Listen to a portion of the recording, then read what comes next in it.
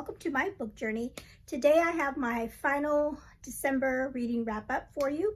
So I did a part one mid-month wrap-up because I realized I was reading so many books in December that I had to split it up or else this video would be really long.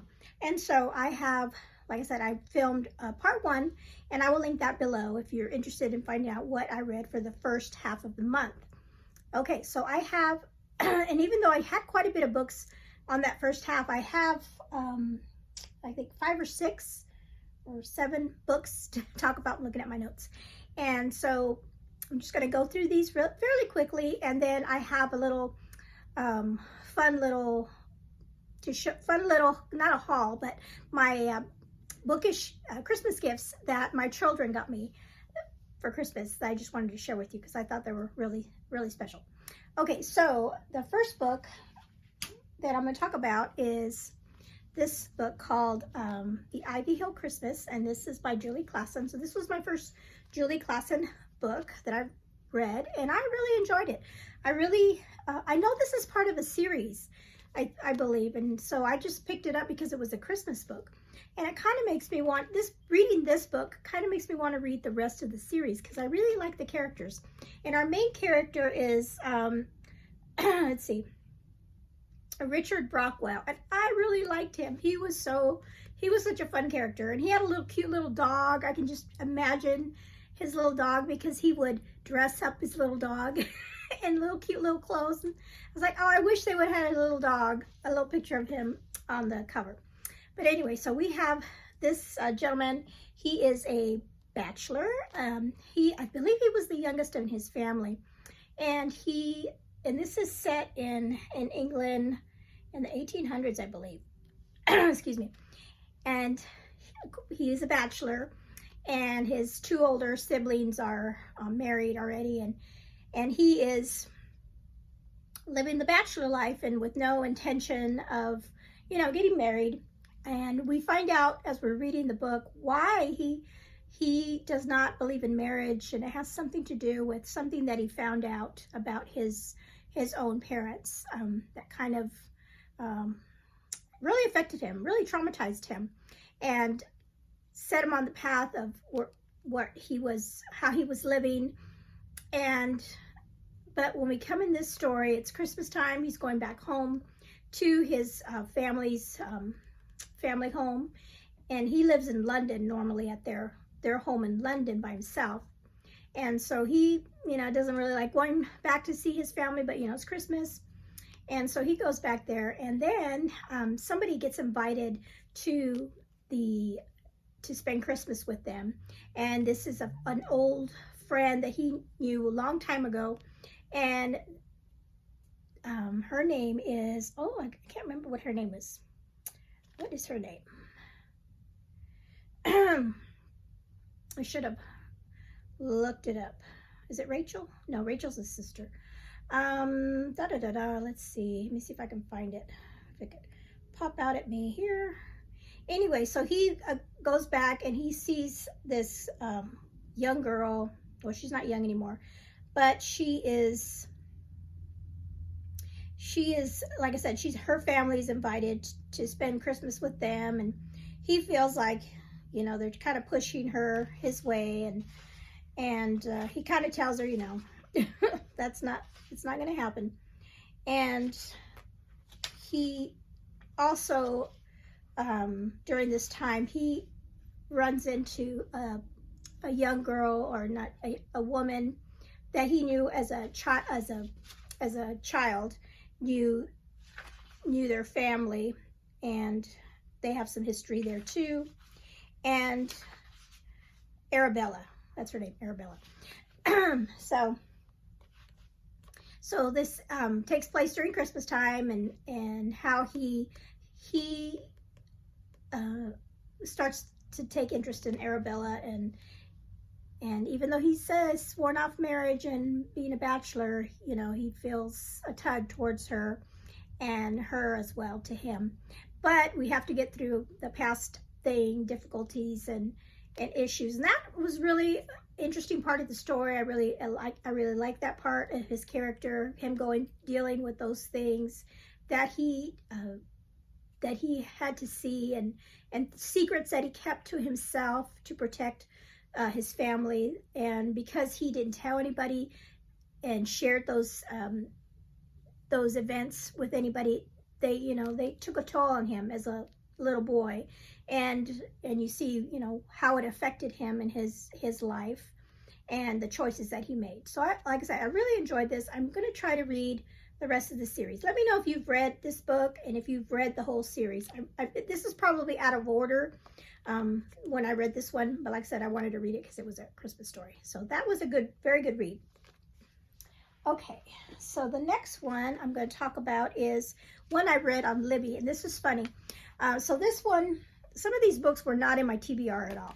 This one I picked up, like I said, on Libby. It was one I had like requested a long time ago, and then it popped up saying that it was available. And I was watching a sprint, a reading sprint, and some of the ladies were talking about what they were reading, and then somebody was reading this book, and I'm like, oh, I just got this notification that I can read it on Libby. And so there were several people, so they convinced me, yeah, you need to read it too. So I started reading it, and I really enjoyed it. So that book is called Christmas at Sugar Plum Manor, and I'll put the cover here. It's so pretty. And this is by Roseanna M. White. Now, this Roseanna M. White was one author that I DNF'd one of her books earlier this year, but this one I really enjoyed. This one totally gave me the Downton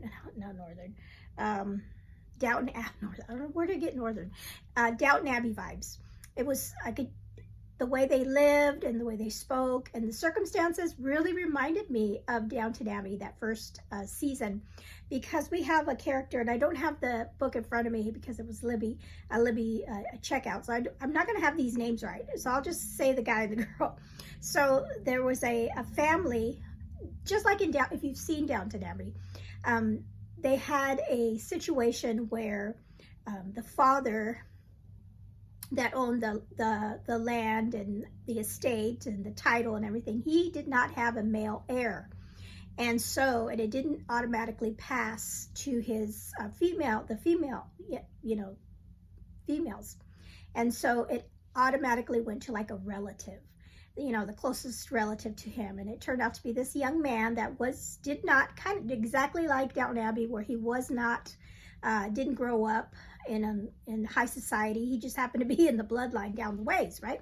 And so, but they knew that since he was a young kid, and they brought him into the family, and showing him, hey, eventually this is going to be yours, because that's the way the law is.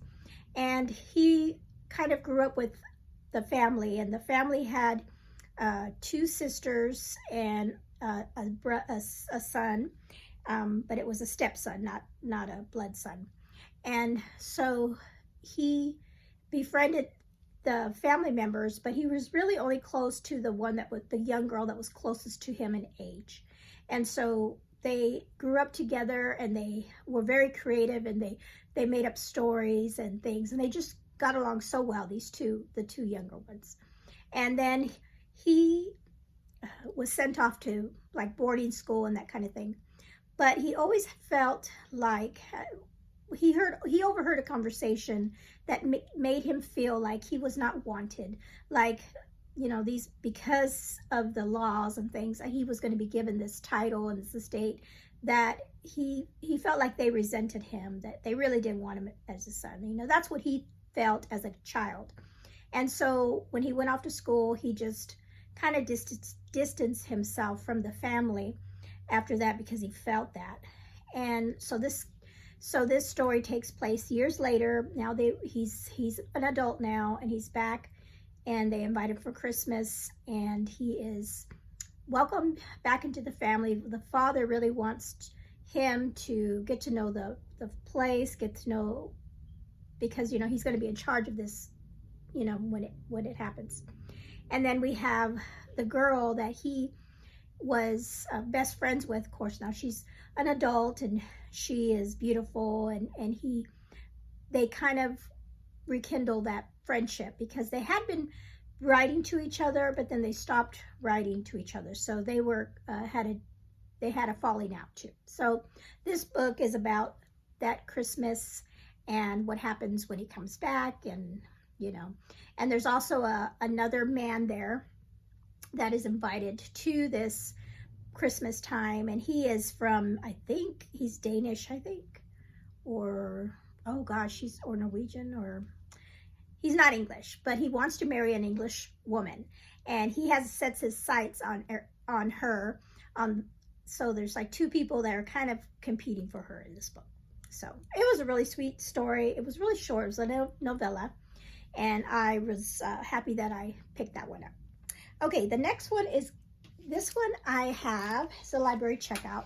And when I talked about this book, I was so excited about it because this is a novella, holiday novella that takes place in the world of Caravel.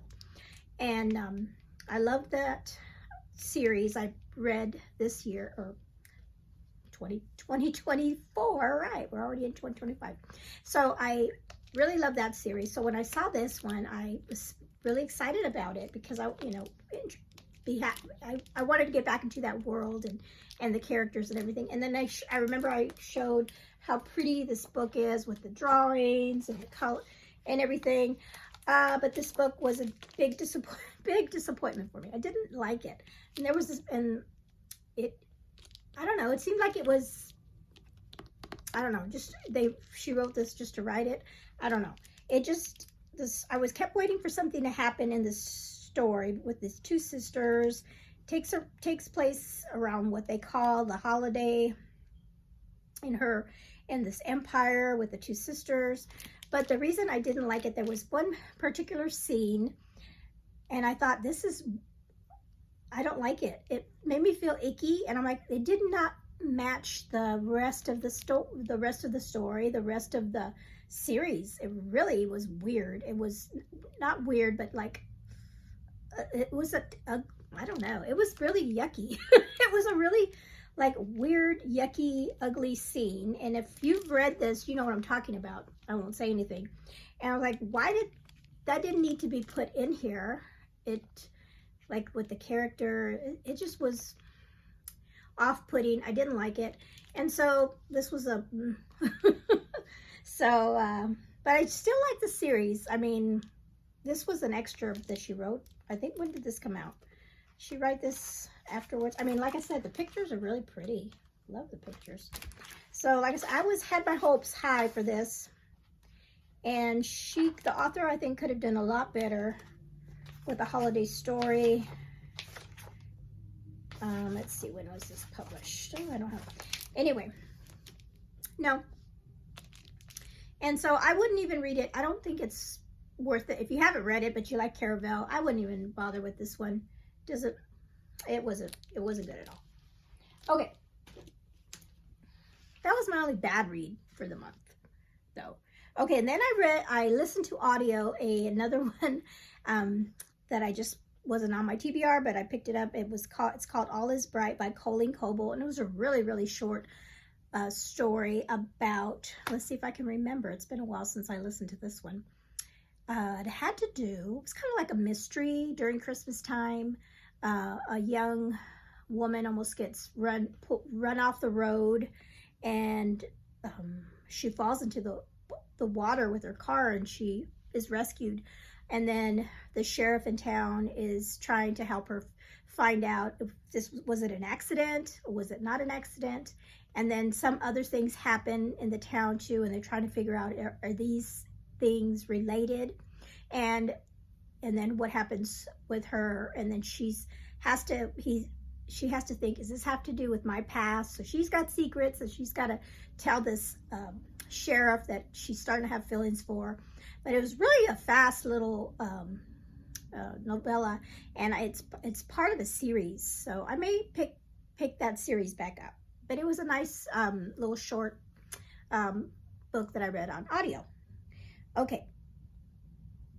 All right, so the next one is, I picked up this book because I saw the author is Susan Meisner, and Susan Meisner is one of my favorite historical fiction writers, and she wrote a Christmas book, and then so I put it on hold, and it was a children's book.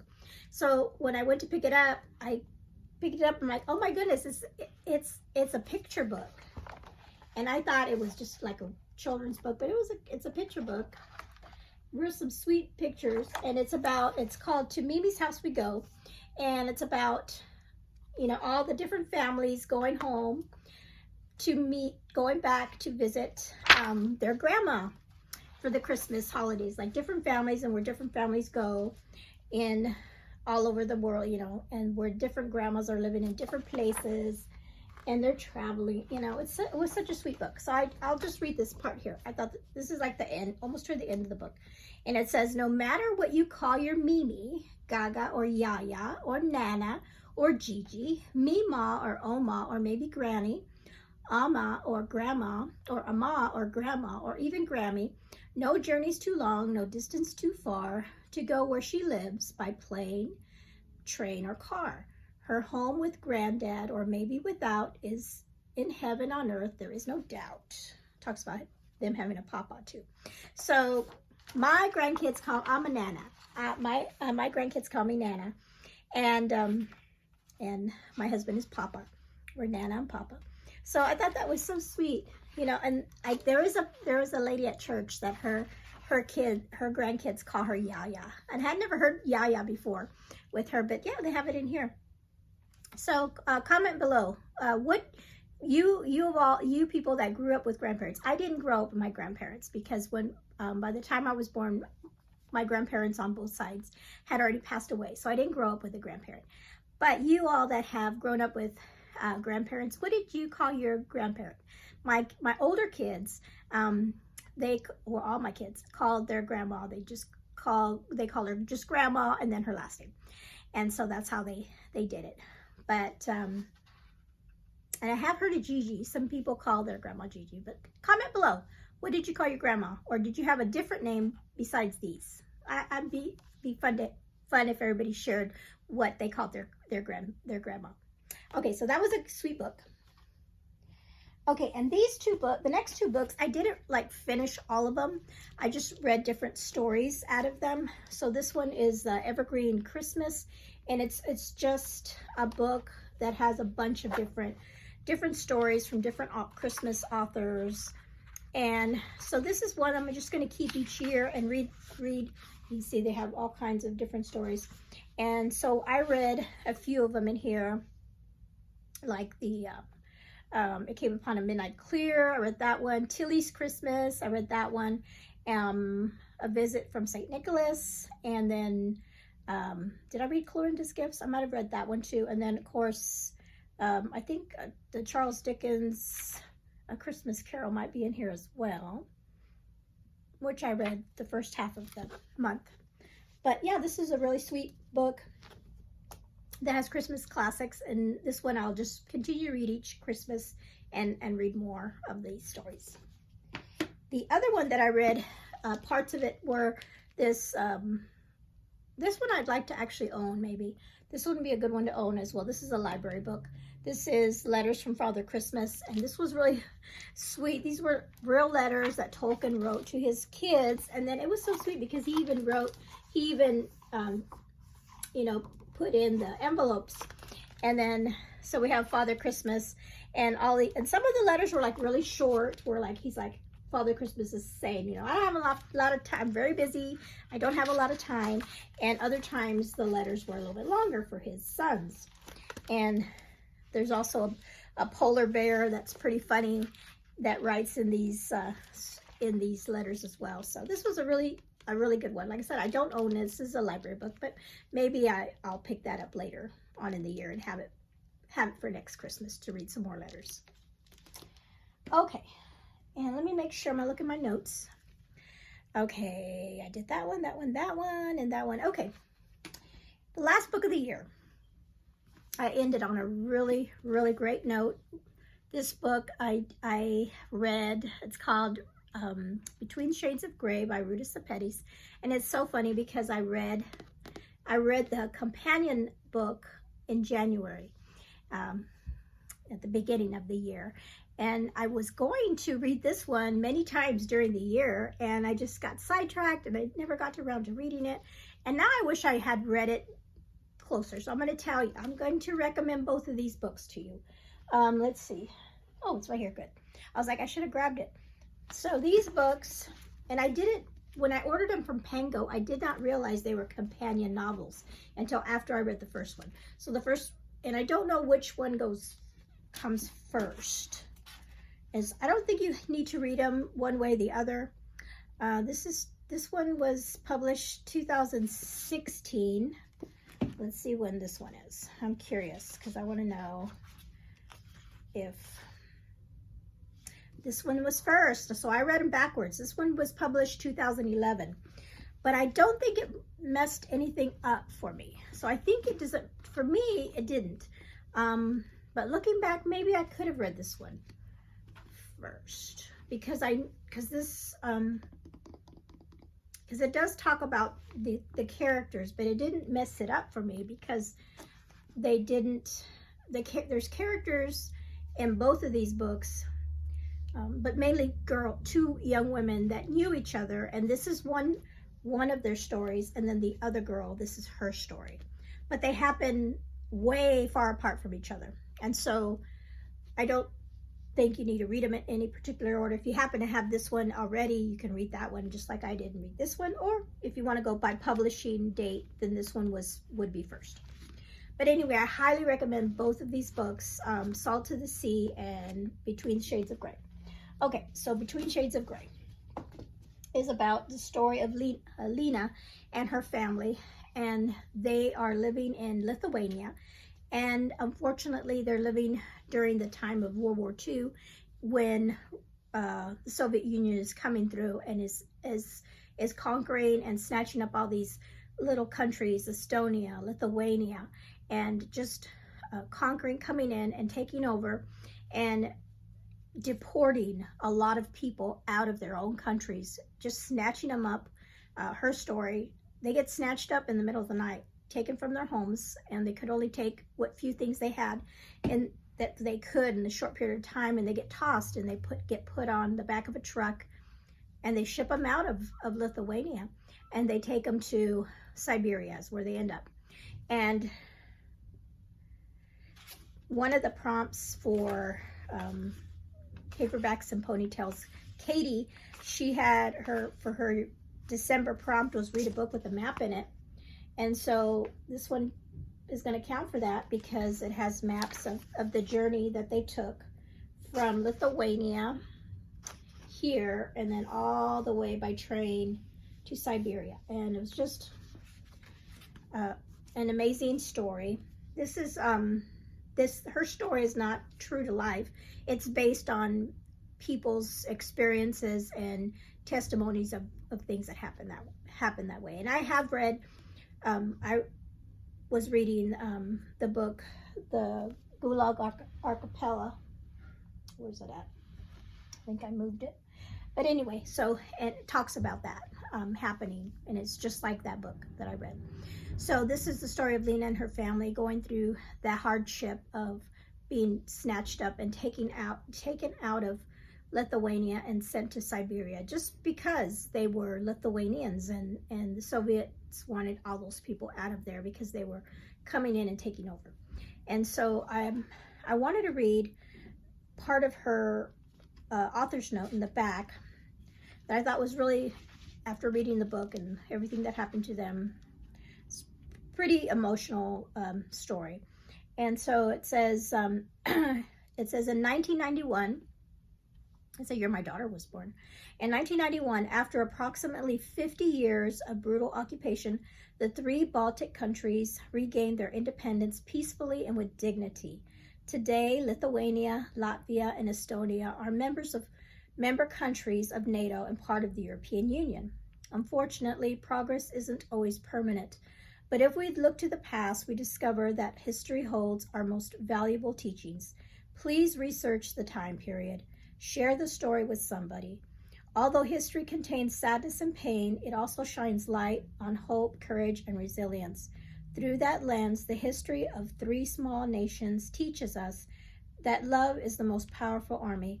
Whether love of friend, love of country, love of God, or even love an enemy, love reveals the miraculous nature of the human spirit. Through love and remembrance of all things are possible. It's powerful. It's a powerful story because after all these things were happening, they were happening in the dark. And this is back in the 40s, you know, this is before the internet and phones, and where you can find out news right away. They did this in the dark, and people didn't know what was happening. And when people were sent back after serving years and years in the prisons in Siberia and the Gulag, they could not tell others about their experience, because once they started talking about it, then they were thrown back into prison.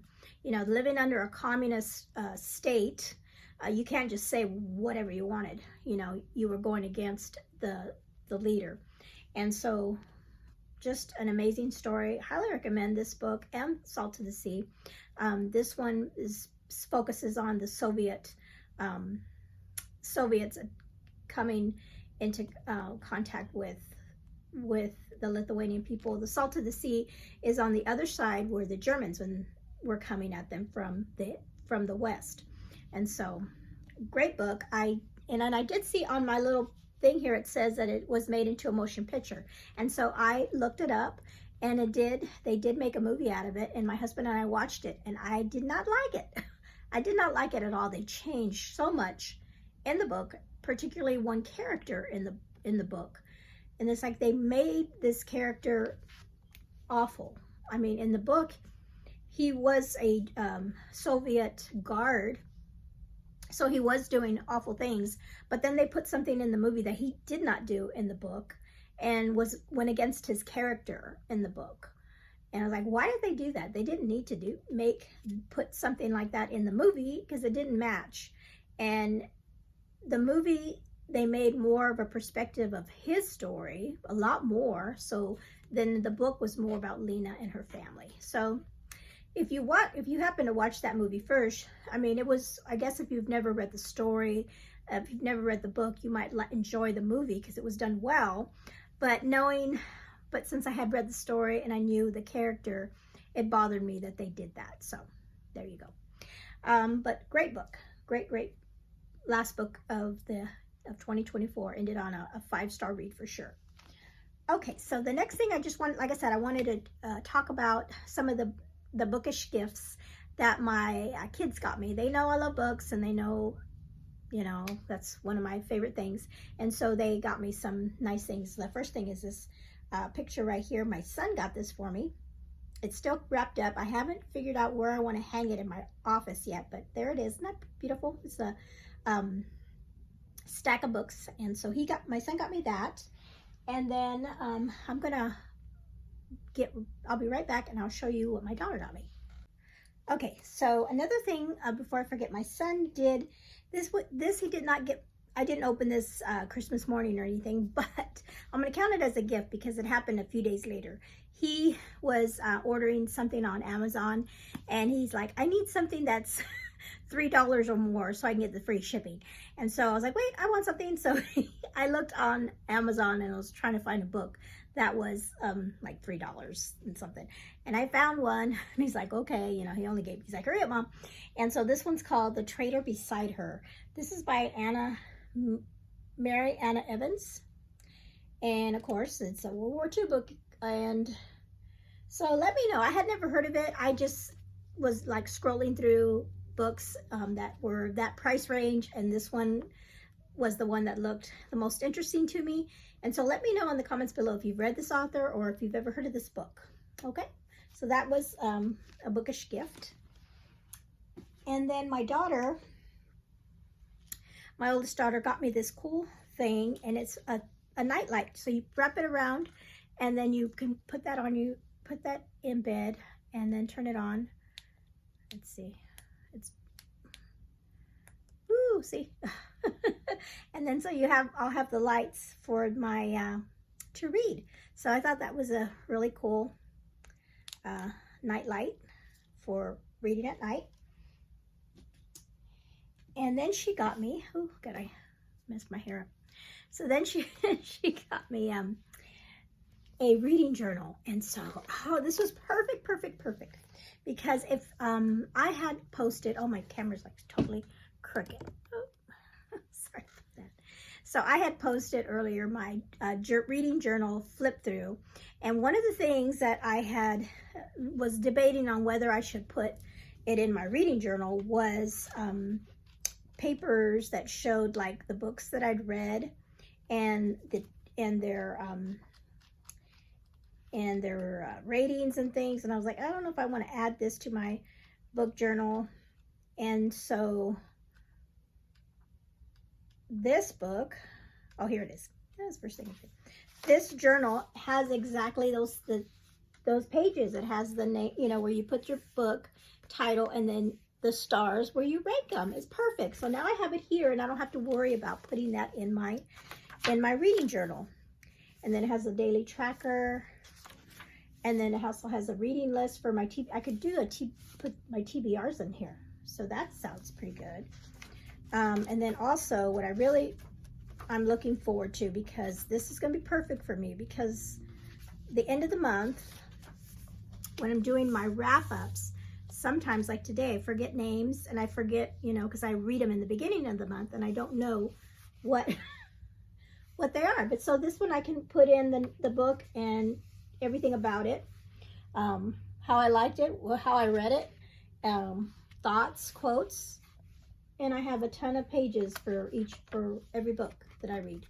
And so I was so happy about that. So that is another thing she gave me in a pretty color too. And then the last thing that my daughter got me, bookish themed, and she always gives, every year she always gives us these beautiful, sweet blankets. We have so many sweet ones. And look, this one is a bookish one. It has books on it. Oh, it's so beautiful. So this is gonna be my blanket in my office. It's so soft. So perfect. So those were all, I think that's it. Those were all my bookish gifts that I got this year. And I just wanted to share those with you. So let me know in the comments below. Remember, I want to know if you're a grandma, or no, not if you're a grandma, if what you called your grandma, and if you are a grandma, you can do that too. If you're a grandma, what do your grandkids call you? And as an adult, or what did you call your grandmother when you were little? Put that in the comments below. Be fun to know. And then let me know what your favorite book of December was that you read. What Christmas, did you read Christmas books, or did you not do any Christmas books and just kept, read what you wanted to? What was your favorite of the month? And mine was not a Christmas book. It was that one. No, I had two actually. I had one at the beginning of the month, which was kind of like a Christmas book, and it was Once Upon a Wardrobe. And then this one by Ruta Sepetys was the non-Christmas book. That although they did celebrate Christmas in the book, I just thought of that. They did have a big Christmas part of the book, even though they were in prison. They did celebrate Christmas and have their hope in that. So that's true. Okay, so, and then just let me know how your year went, and or how your December went with your reading. All right, thank you so much for hanging out with me today, and you all have a blessed day.